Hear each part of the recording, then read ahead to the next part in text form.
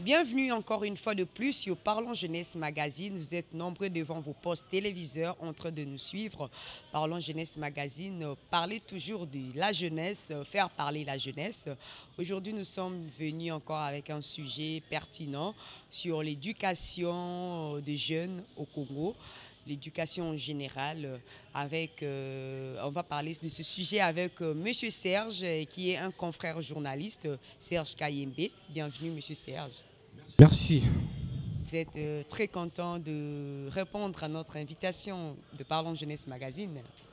Oui, c'est un réel plaisir d'être sur ton plateau aujourd'hui. Vous avez une émission qui est beaucoup plus suivie par la jeunesse et par tout le monde.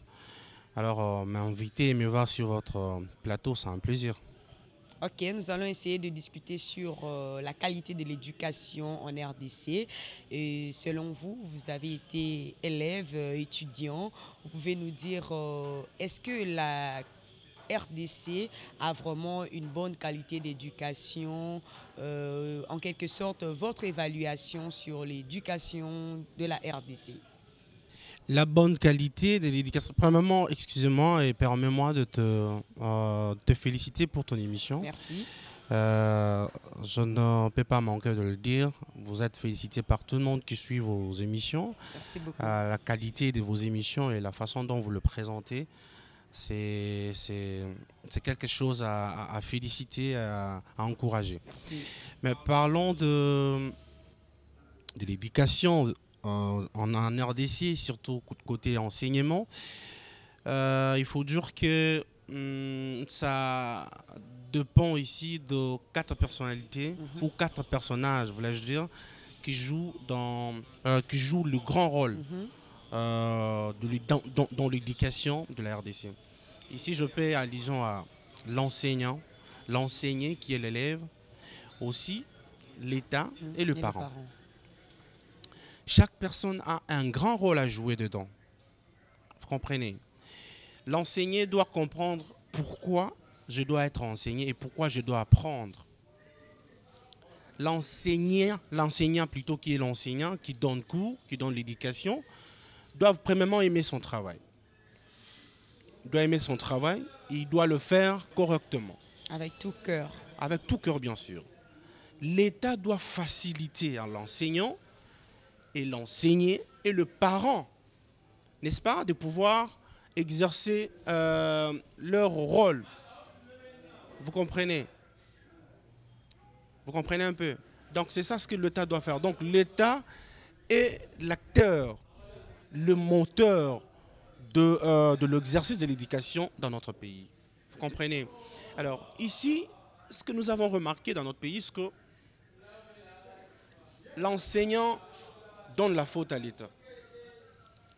L'enseignant qui est l'élève ou l'étudiant donne la faute à l'enseignant. Et le parent regarde l'État.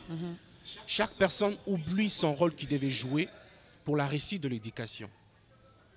Et pourtant, l'éducation commence à la maison. Et sans toutefois oublier, il faut prendre aussi l'Église, qui aujourd'hui oublie son rôle à la société, à l'éducation de l'enfant. Aujourd'hui, vous verrez, il y a des thèmes de l'enseignement à l'église, c'est le voyage, c'est la bénédiction, mais l'éducation de base pour les enfants, ça n'existe plus. Alors, pour ne pas aller loin de votre question, je voulais vous dire qu'ici, on a une bonne qualité de l'enseignement dans notre pays. Vous pouvez le prouver? Mais c'est ça ce que je dis, je suis en train d'avancer. Mais seulement, l'enseignant croit qu'il n'est pas satisfait au travers de son salaire. Il se laisse livrer à la corruption. Il prend l'argent auprès des élèves. Il prend l'argent auprès des étudiants pour survivre. Chose qui ne devait pas être faite. Vous comprenez? Et cette responsabilité-là revient à l'État. C'est une chose qui ne devait pas être faite parce que vous avez aimé votre travail. Oui. Vous ne pouvez pas négliger ce travail parce qu'on vous paye moins. Non. Donc, vous devez le faire avec passion. Vous devez le faire avec passion, avec tout cœur. Au dépend du tout. Vous l'avez aimé parce que vous le faites parce que vous l'avez aimé. C'est comme toi et moi. Prenons le travail du journalisme. Qu'est-ce que les journalistes touchent les mois? En réalité, rien du tout. Rien du tout. Mais tu es là chaque jour pour présenter ton émission. C'est parce que tu as l'amour de ton émission. Maintenant, aujourd'hui, l'élève ou l'enseignant s'élève aussi dans le même pratique. Il dit voilà, il profite de cette occasion pour se faciliter les choses. Il dit je vais donner l'argent à la fin et je vais réussir. Chose qui n'est pas acceptable. Donc, ici, les gens qui jouent le grand rôle pour la réussite de l'éducation dans notre pays, ce sont des personnages que je vais citer. Alors, si tout le monde que je viens de citer ici respecte son rôle dans l'éducation, je crois qu'on aura une très bonne qualité de l'enseignement. Et vous avez évoqué le rôle de l'État dans l'enseignement, dans l'éducation des jeunes. Vous pouvez nous dire concrètement qu'est-ce que l'État doit faire, qu'est-ce que l'État doit mettre à la disposition des enseignants pour que l'éducation se passe très correctement ou l'enseignement se passe très correctement? Ça va, Marie. Vous savez, je reviendrai sur ton plateau pour qu'on en parle beaucoup plus parce que j'étais en train de préparer un thème sur ce qui concerne l'éducation en RDC.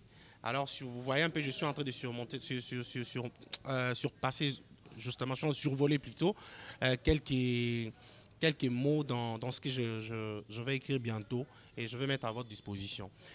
Alors, parlons de l'État. L'État a un grand rôle.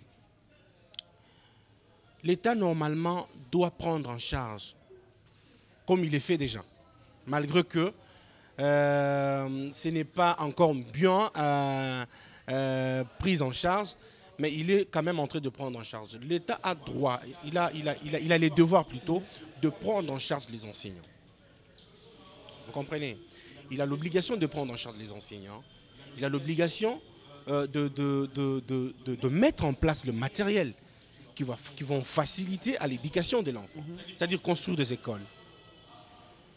Construire des écoles. Des écoles confortables, bien sûr. Confortables, bien sûr, comme vous le dites. Construire des écoles. Mettre en disposition des élèves le transport. Aussi, je m'aimerais aller loin.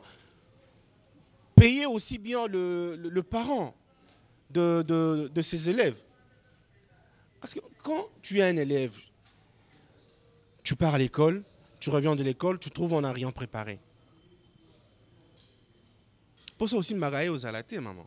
Tu n'auras même pas le courage de tenir ton cahier ou tes notes pour lire. Mais si les parents ne sont pas payés, comment tu vas le faire? Comment tu vas manger?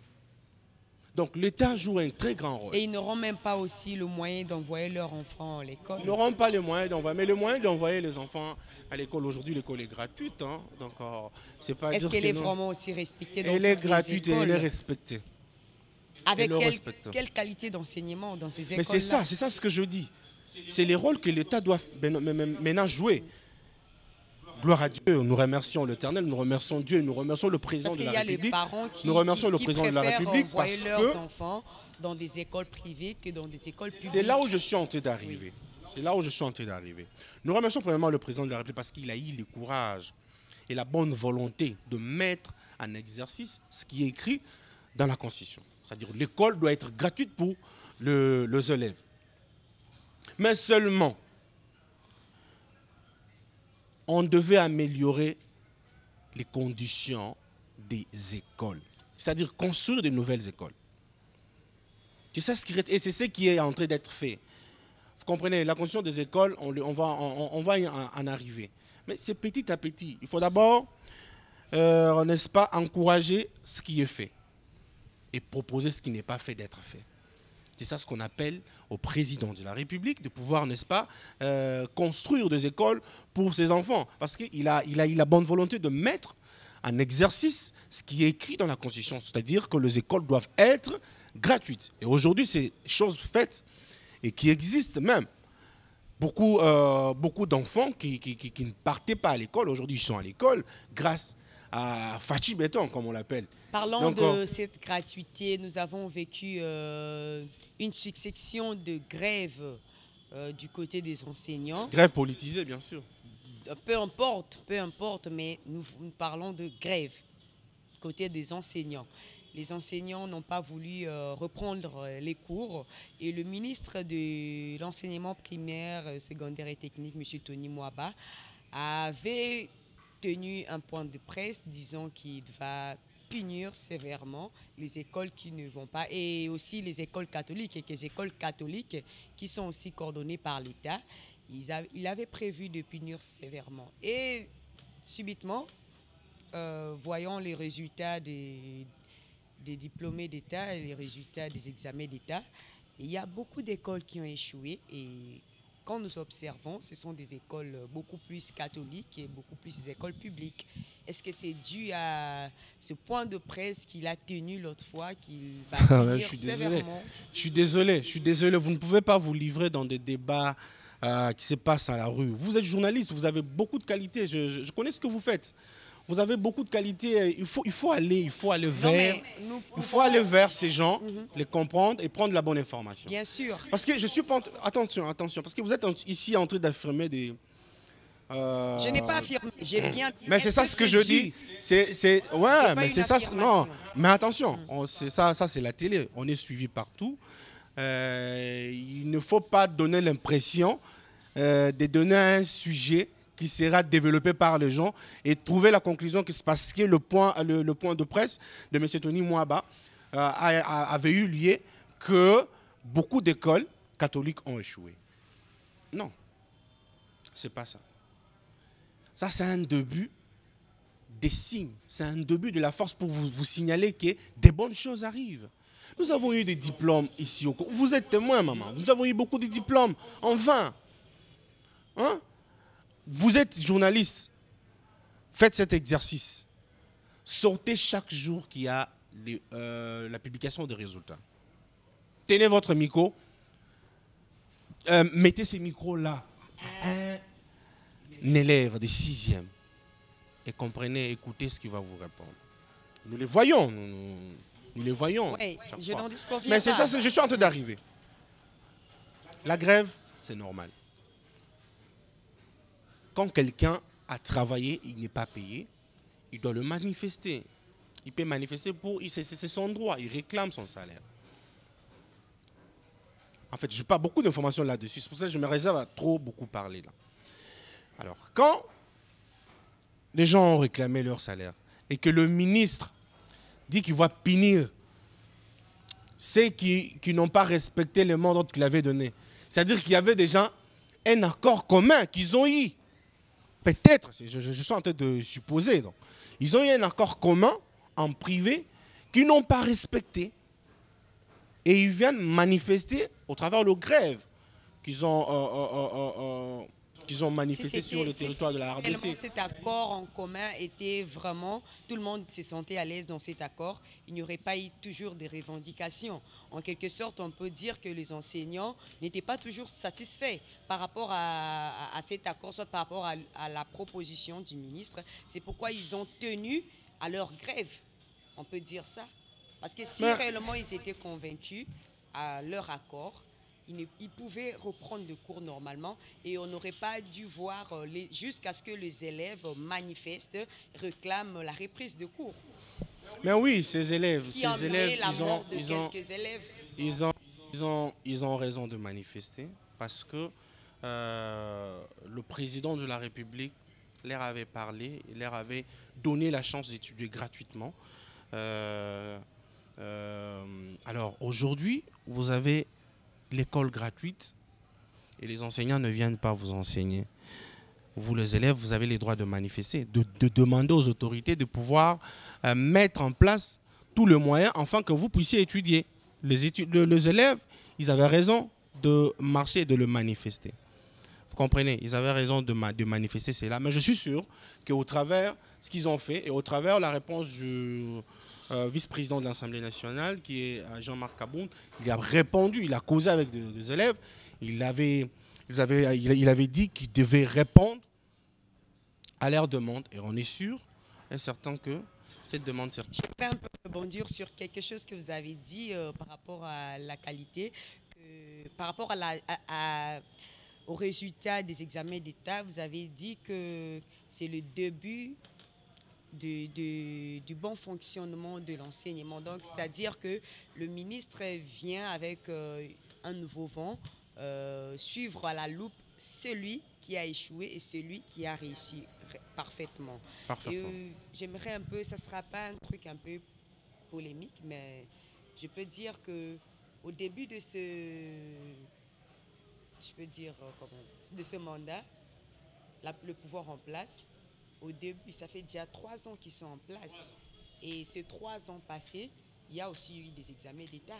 Mais nous n'avons pas vécu ce genre de choses. Et juste au moment où les enseignants crèvent, les enseignants réclament, revendiquent, et nous remarquons un échec total des élèves. Est-ce que vous voulez dire que c'est réellement le fait d'améliorer la qualité d'enseignement, soit donc, vous voulez dire que c'est juste une coïncidence? Moi, c'est que j'insiste, afin que vous puissiez un peu éviter, c'est cette affirmation de dire que juste après la grève des enseignants... Nous sommes journalistes, nous avons le droit de faire des analyses. Je te laisse faire tes analyses. Je te laisse faire tes analyses, mais il ne faut pas faire ces analyses en disant que non, voilà, c'est parce que le ministre a tenu un point de presse et après le résultat, c'est toujours penché du côté catholique, ils ont échoué. Non. Je dis ceci, chaque ministre a son plan de travail. Et chaque gouvernement a son plan de travail. Ça, ce n'était pas le gouvernement Sama. Ça, c'était le gouvernement de qui? On se l'a dit, c'était le gouvernement de qui? Donc, je ne suis pas venu aujourd'hui dans les casquettes d'un politicien ou quoi que ce soit. J'aimerais qu'on reste logique. Parce que si on veut entrer dedans, il y a à boire et à manger. Rien n'est encore fait. Il y a des choses qui arrivent. Moi, j'ai toujours encouragé ceux-là qui critiquent, parce que les critiques, c'est ça ce qui fait à ce que Fatih aille de l'avant. C'est ça. D'accord, vous avez compris notre préoccupation. Nous sommes Parlons Jeunesse. On n'aimerait pas aussi avoir une mauvaise qualité d'éducation en RDC. Quand nous sommes en train de faire des analyses, c'est juste pour avoir des éclaircissements sur certains sujets, parce que nous avons eu la chance d'avoir une bonne éducation, un bon enseignement. On n'aimerait pas aussi ceux qui viennent après nous faire des bêtises, soit avoir une mauvaise qualité d'éducation. Mais ce sont juste des analyses que nous sommes en train de faire en tant que journalistes et nous avons plein le droit. Alors, je vous rappelle que M. Serge Kayembe, qui est journaliste, confrère journaliste, il est aussi chargé de communication de la FECOMIFA. Nous allons découvrir ensemble avec vous ici c'est quoi la FECOMIFA. M. Serge, vous êtes là. Le mieux placé pour nous dire en bref c'est quoi la FECOMIFA. Merci beaucoup, maman journaliste, parce que on revient maintenant avec un sujet qui va toucher aussi la jeunesse toujours. Bien sûr. Qui va donner les emplois, qui va soulager beaucoup de jeunes de la RDC. FECOMIFA, comme vous l'attendez, c'est la Fédération congolaise des mini-foot associations. Donc c'est ça la FECOMIFA. Et c'est quoi le mini-foot? Le mini-foot, c'est un jeu. C'est un jeu qui n'est pas loin du football. Mais il y a la différence entre football et mini-foot. La première différence, c'est que le nombre de joueurs est réduit. Au lieu de 11 joueurs par équipe, c'est 6 joueurs par équipe. Vous voyez un peu. Bon, il y a beaucoup de différences qu'on va revenir pour qu'on puisse un peu... Et cette discipline mini-foot, c'est une discipline qui est réservée à une catégorie de gens où tout le monde peut le pratiquer, ou soit il y a une limité. Oui, oui, oui, oui, oui, oui. Ici, nous parlons de la jeunesse. Partant de 16 à 18 ans, de 18 à 25 ans. Pour l'instant, c'est la qualité de la jeunesse qu'on va atteindre. C'est notre cible. C'est de 16 à 18 ans, de 18 à 25 ans. Voilà un peu la qualité de la jeunesse qu'on veut, la cible qu'on veut maintenant atteindre.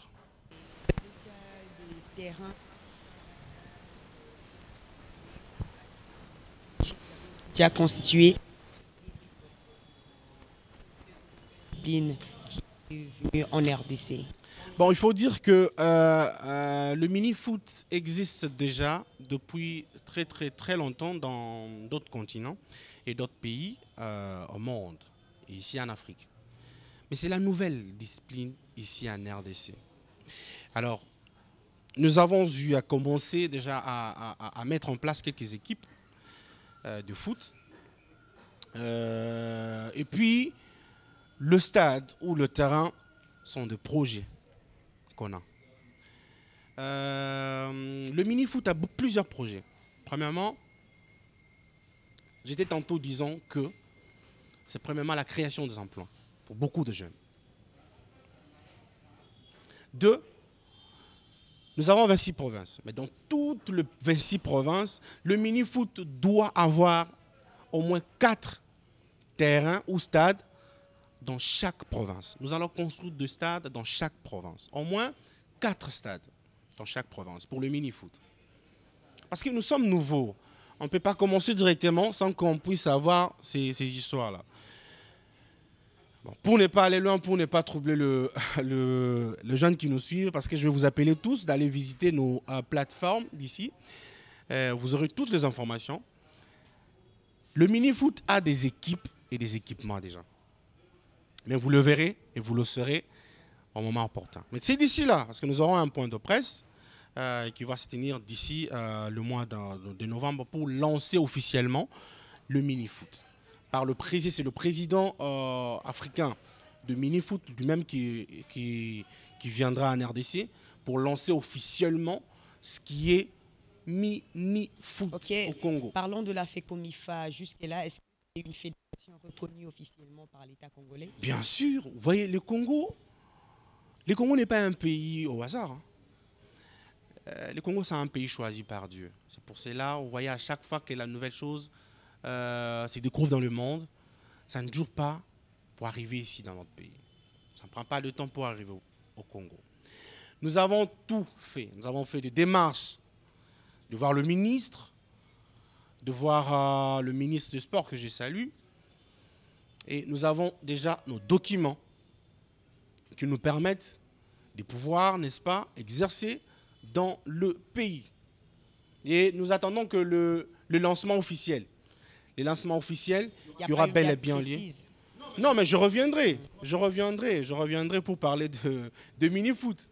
Là, je suis en train d'annoncer justement, mais je veux revenir pour annoncer et vous parler de mini-foot. En long et à large. Ah oui, voilà, je vais revenir. Là, je suis en train de flasher, enfin que la jeunesse qui me suit sache qu'il y a une nouvelle discipline sportive qui est arrivée, qui est le mini-foot, qui est joué dans le monde et ici en Afrique, mais qui est la nouvelle chez nous.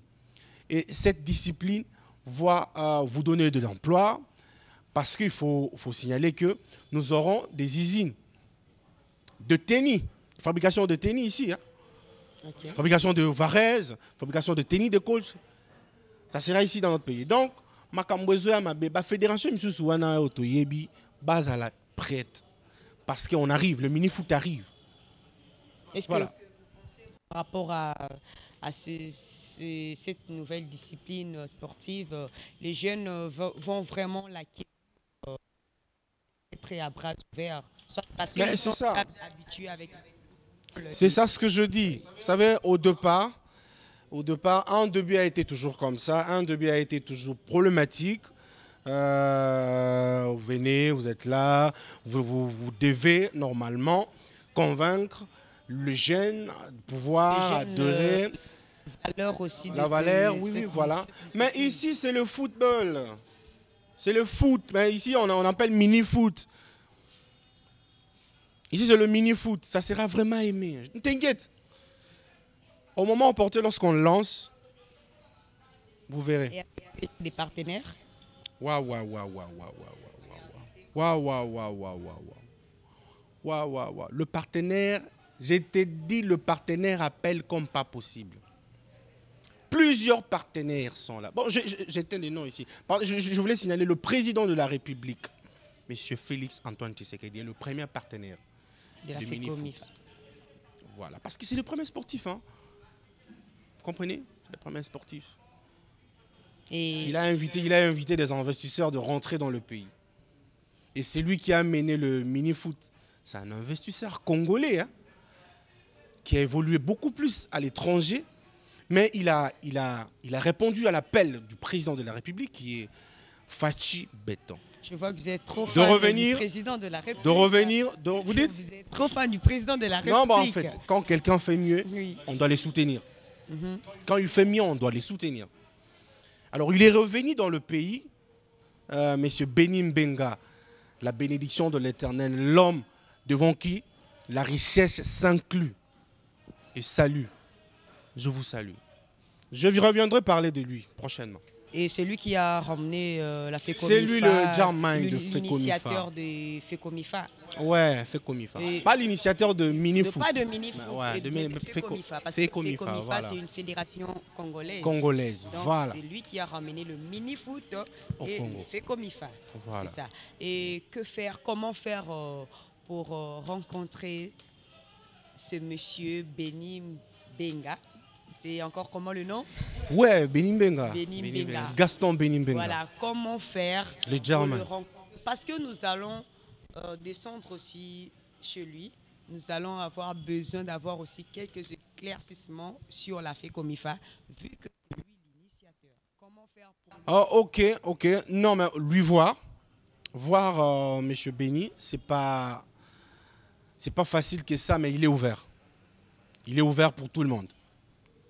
Parce que vous savez, c'est pas n'importe qui, hein, Benga. Là, je me réserve de beaucoup dire, peut-être M. Gaël pouvait te parler mieux de cet homme-là. Même M. Serge, qui est avec lui tout le temps, pourrait te parler de cet homme-là. Vous savez bien que nous n'avons pas de frontières. C'est ça ce que je dis. Voir M. Béni Mbenga, c'est trop facile. Vous êtes déjà avec nous. Vous serez notre invité premièrement. Notre invité, je peux dire l'invité d'honneur. Merci d'avance. Notre invité d'honneur, tout à l'heure, là, au mois de février, lorsque nous aurons notre premier point de presse de lancement officiel de mini-foot. Vous serez là. Mais avant ça, nous allons vous inviter, afin que vous preniez part à une organisation d'une réunion qu'on va organiser d'ici quelques semaines. Pour préparer le point de presse qu'on aura au mois de novembre. Voilà, merci beaucoup. Nous sommes arrivés à la fin de notre émission d'aujourd'hui. Vous avez compris, nous avons parlé des deux sujets. Je peux dire, il y a l'éducation, quelque part l'éducation scolaire, et nous avons parlé aussi de l'éducation sportive avec une nouvelle discipline qui va bientôt commencer ici en RDC. Le sujet qui vient de nous parler, M. Serge, il va encore revenir sur notre plateau pour éclaircir encore beaucoup plus sur le mini-foot. Nous sommes arrivés à la fin de notre émission. Et pour conclure, nous allons passer à M. Serge de dire un mot de la fin par rapport à tout ce qui a été dit ici sur l'éducation en général et sur l'éducation sportive et sur cette nouvelle discipline qui va bientôt arriver en RDC. Je vous remercie premièrement. Je remercie le Jarman de la chaîne qui est le passeur François Mutombo Vassilan pour cette initiative et qui fait aussi sa part en mettant le développement de notre pays en marche, c'est-à-dire en créant quand même des initiatives et des choses qu'on était les noms ici. Alors, je remercie ici toute l'équipe technique qui nous a réussi. Je suis bien reçu ici, j'ai pris du café et Je me réserve d'aller loin. Alors, j'invite tous les jeunes d'adhérer à cette nouvelle discipline qui est le mini-foot. Je vous invite, vous ne serez jamais déçus. Je sais que vous êtes dessus par rapport à beaucoup d'invitations que vous avez reçues, surtout dans notre pays. Mais cette fois-ci, Dieu a ouvert sa porte de bénédiction, sa porte de gloire, au travers de cette nouvelle discipline qui est le mini-foot. Venez nombreux. Pour nous avoir, c'est simple. Nous avons nos plateformes, page Facebook, Instagram, Twitter, tout ce que vous voulez, mais avec les noms de FECOMIFA. FECOMIFA. Vous écrivez FECOMIFA, vous verrez toutes nos informations. Mais vous appelez aussi au numéro, vous allez contacter le journaliste. Il va, je crois, vous pouvez donner votre numéro pour vous contacter au travers de vous. Vous aurez nos contacts. Mais si vous voulez mieux contacter, vous êtes dans la province, vous êtes dans le pays, vous êtes en dehors du pays, mais vous voulez revenir dans votre pays pour continuer avec le sport, le mini-foot ouvre ses portes. Je vous appelle, car la bénédiction vous attend. La bénédiction, c'est le mini-foot. Merci. Ok, vous avez compris, nous sommes à la fin. Nous allons dire merci à l'équipe technique. Nous voyons Richard Ndeye qui était derrière la caméra. Nous disons merci à l'AG Bosch Moka. Nous disons merci au cordon Gaël Ngoyi. Sans oublier lui-même le haut patronage, le pasteur François Mutombo. Voici l'homme. Je crois que nous sommes arrivés à la fin. Revoyons-nous à la prochaine.